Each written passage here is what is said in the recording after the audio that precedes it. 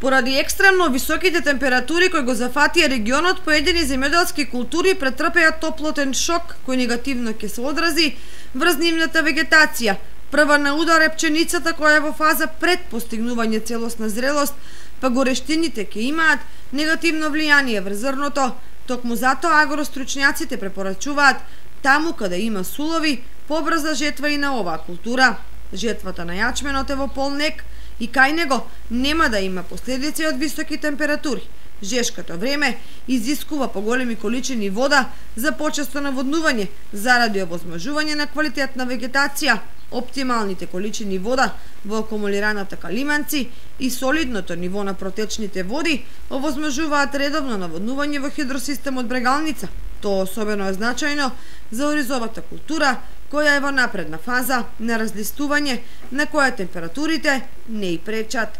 Инаку потребата од вода за пролетните окопни култури или градинарските култури останува главен приоритет, при што неопходни се наводнување и целосно активирање на системите во таа намена.